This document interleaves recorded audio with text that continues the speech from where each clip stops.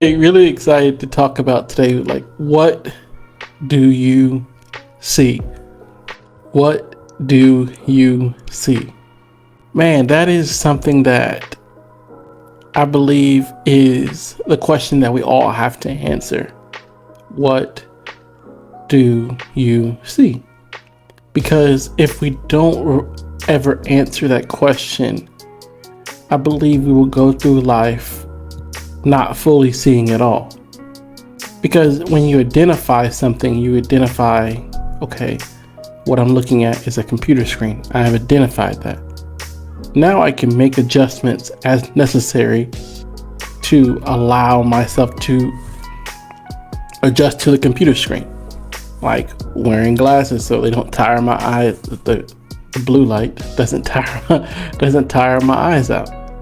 I made adjustments because I'm dealing with a screen. So with that being said, if we're not careful, we won't adjust because we don't identify what we see. So what do you see in yourself? Do you see shame?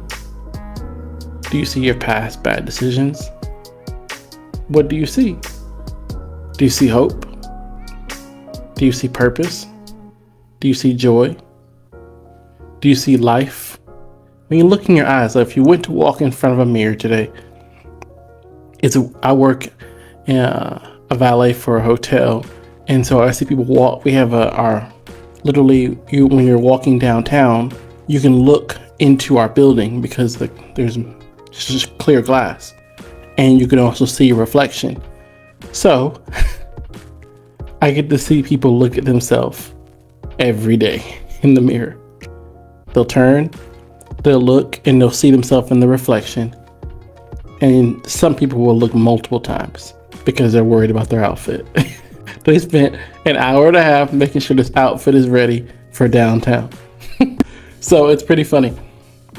And everybody's trying to see what they see. What is the mirror telling me? What is this reflection telling me?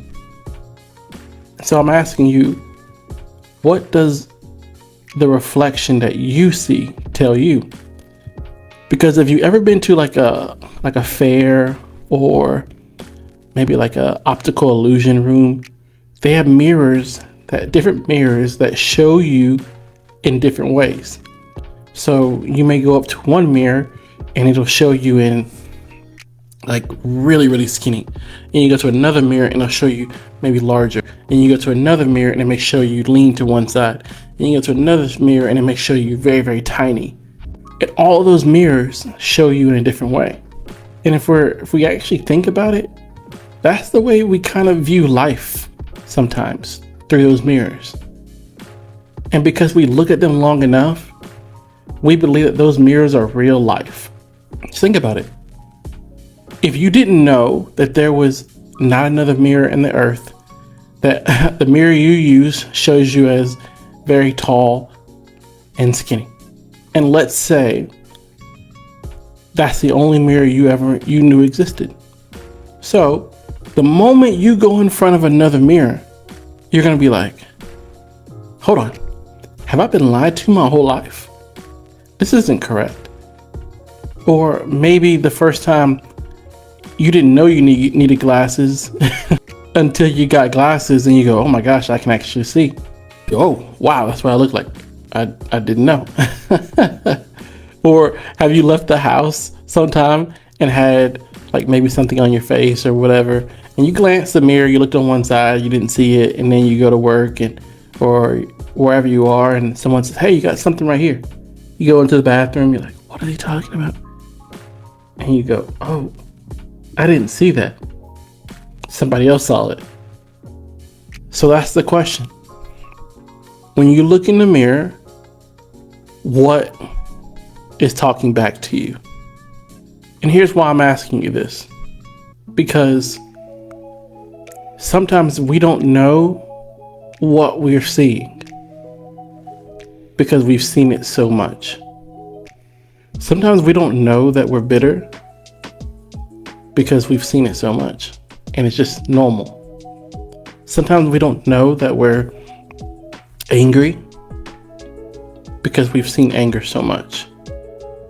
Sometimes we don't know that we're not treating ourselves right. We don't give ourselves enough grace for simple mistakes because that's all we've seen. Sometimes we don't know that we're better than what we're doing better than what we think, because all we've seen is criticism. And the mirror that reflects is, you're not good enough still. So my question to us today, and I'm saying us because this is what I'm talking to myself too, is when you look in the mirror, what's talking back to you? Is it the voice of, you're never going to get there? And I feel like I need to say this, so I'm going to say this. I have walked through many years of my life with battling and wanting to be skinny and look a certain type of way. And I battled that. And I would look in the mirror and I would never feel like I saw what I thought I wanted to see. I never did, until I realized that the mirror I was looking at was comparison. And the mirror of comparison will never leave you satisfied with who you are. Whew. Someone put some fire emojis down in the comments, because that is true. The mirror of comparison will not allow you to see you as the way you really are. Case in point, I wanted my brother, he's an awesome brother. My brother is a runner, so he can run for days, and with his body type, he doesn't gain a lot of weight quickly. It would take him a long time to gain 10 pounds. A long time. I've known him for 35 years, so I've been a long time. For me, I have to be super careful with what I eat, because it will come to me quickly. And when I say come to me quickly, you know what I mean. It will be on my body very quickly. And I can add muscle really quickly. With that being said, I used to compare myself because people would say, oh, well, you're just not as skinny as your brother. And for a long time, I didn't know that I was living with the comparison mirror in front of me. So I actually looked at a picture probably a year ago when my brother and I were at the beach and had my shirt off or whatever, and I looked at it recently, and I was like, wow, I was really slim and trim then. And I didn't even recognize it, because I remember those times looking in the mirror and I was like, whoa, but I'm not. Again, mirror of comparison, I'm not that. And so I didn't even recognize that I had what I wanted because it did not look like what somebody else had. The mirror of comparison with social media, with,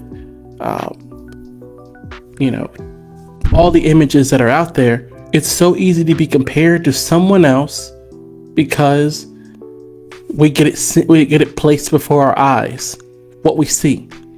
And sometimes if we're not careful, what we see, we will allow it to be what comes out of us.